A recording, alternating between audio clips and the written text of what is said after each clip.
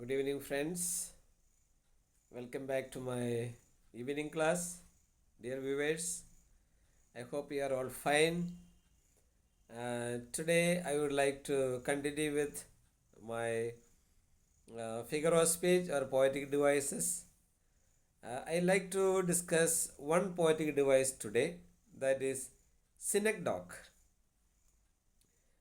Figures of speech or poetic devices are like tools. When we prepare a good curry, we use so many ingredients to make the curry very tasty.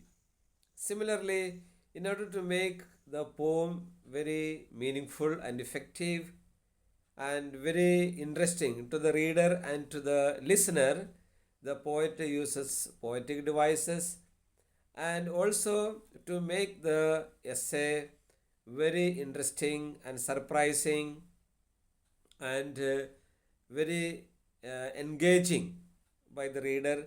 The writer also uses number of figures of speech so that whoever reads and listens to this will be benefited and will understand the dichotomy or the difference uh, between the reality and the non-reality, or we can say will be able to understand the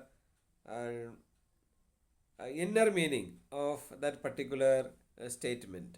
So here today I will give you one particular uh, figure of speech, that is synecdoche, which is also used in poems and other literature part, and students may be uh, finding very difficult to understand what is the meaning of synecdoche. Let me explain to you in a very simple way what do I mean by synecdoche and how to understand easily the term synecdoche. Okay, what is synecdoche? Synecdoche is a rhetorical device. So if I ask you what is rhetorical, it means that which evokes questions. Rhetorical statements are statements that evokes normally some questions in the listener or in the reader. So here, synecdoche is referring to a rhetorical device which speaks about the whole thing from a part, which means a part can speaks about the whole thing. So you must have seen that um, a part speaks about the whole thing, or the whole thing speaks about a small part.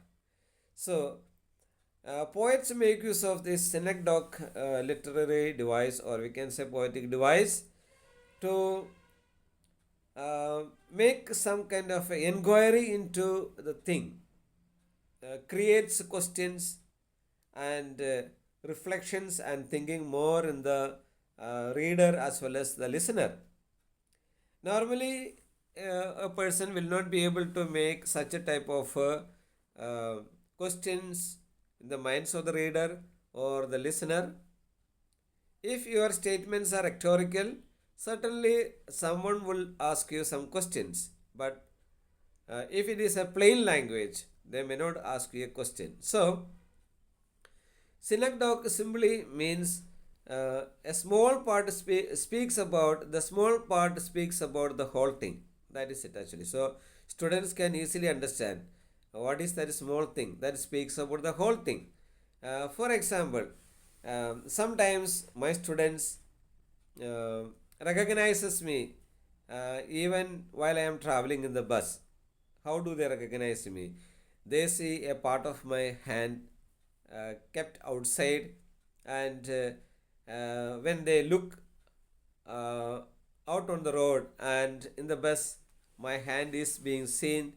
From there, they try to find out, they try to make up that it must be sir traveling to some other place.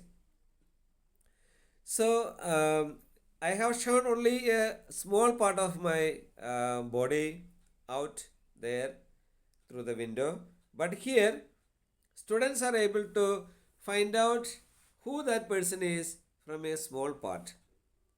So such a type of literary expression or expression is coming under this kind of a literary figure of speech. What is that? Synecdoche.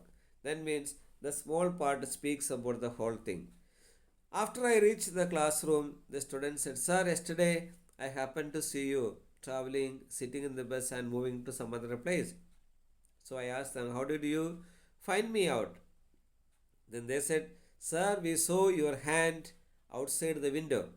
See how easily students are able to identify the whole thing, that is the personality or the person, from a small part of the body, that is my hand.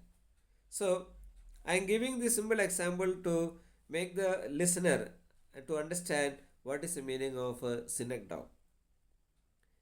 Uh, so students will be able to understand very easily how to identify the synecdoche. Um, it will be useful for students as well as for teachers who are listening to this one. Thank you. Thank you and have a nice day. Good night.